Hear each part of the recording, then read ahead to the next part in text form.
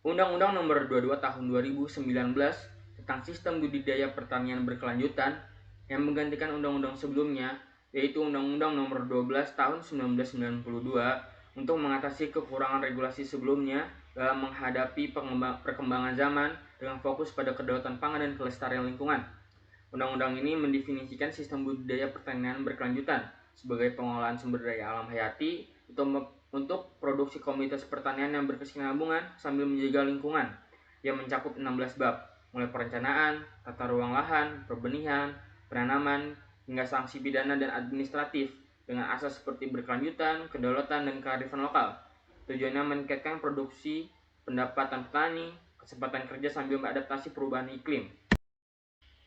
Adapun kelebihan dari undang-undang ini komprehensif mengintegrasikan aspek lingkungan, ekonomi, dan sosial, termasuk perencanaan terintegrasi dengan pembangunan nasional, serta prioritas petani kecil dalam benih dan pupuk.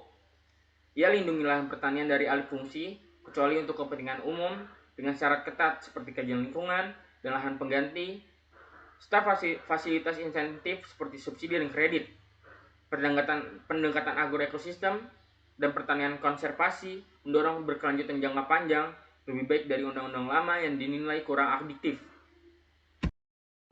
Selain kelebihan, peraturan ini juga memiliki beberapa kelemahan.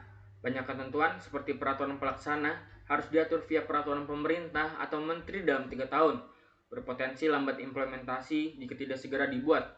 Pengecualian untuk petani kecil, biasanya benih lokal tanpa sertifikasi, bisa picu risiko mutu rendah dan penyebaran varietas buruk jika pengawasan lemah. Fokus luas tanpa metrik spesifik pengukuran keberhasilan, seperti target produksi berkelanjutan, menyulitkan evaluasi efektivitas.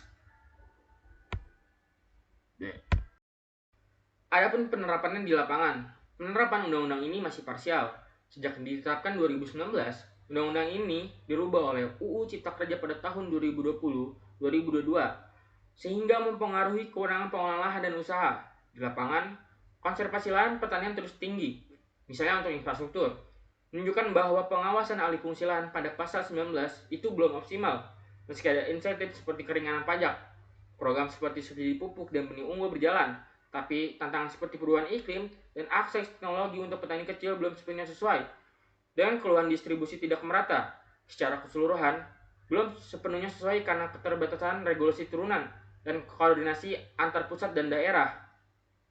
Assalamualaikum warahmatullahi wabarakatuh. Perkenalkan saya Rifki Wisnualfiza, satu kelompok dengan Nurhuda Zikri Sadewa.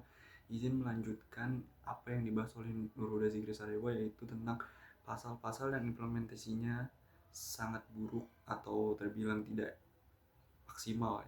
Nah, selanjutnya ada pasal dengan ketergantungan tinggi pada PP Peraturan Menteri, yaitu pasal 102 ayat 7 menyatakan ketentuan lebih lanjut mengenai sistem informasi diatur dengan peraturan menteri, tapi implementasinya masih bergantung PP terkait.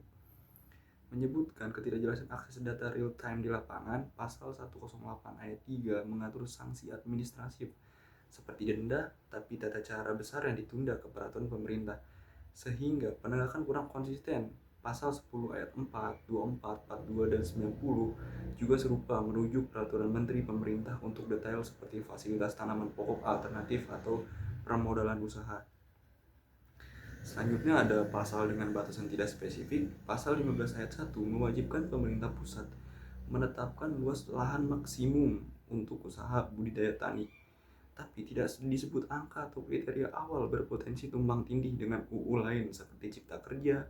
Pasal 86 ayat 1 menyebutkan skala tertentu untuk izin usaha tanpa definisi numerik menyulitkan petani menengah membedakan diri dari petani kecil. Pasal 30 ayat 3 dan 66 ayat 3 bergantung persyaratan teknis minimal, sementara standar mutu belum ada rentan representasi subjektif. Selanjutnya, implikasi keseluruhan.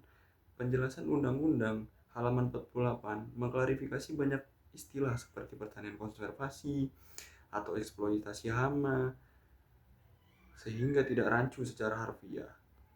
Kekaburan utama timbul dari pasal 131 yang diberi batas 3 tahun untuk regulasi pelaksanaan, tapi hingga 2026 beberapa masih tertunda atau terpengaruh UU Cipta Kerja seperti PP 26 2021 yang tidak rigid, sebut amanah undang-undang ini. Baik, begitulah isi poin-poin dari kelompok kami terkait poin-poin undang-undang dasar yang sangat tidak relevan dan implementasinya tidak baik secara keseluruhan untuk petani ataupun usaha budidaya pertanian. Mohon maaf bila ada kekurangannya. Wassalamualaikum warahmatullahi wabarakatuh.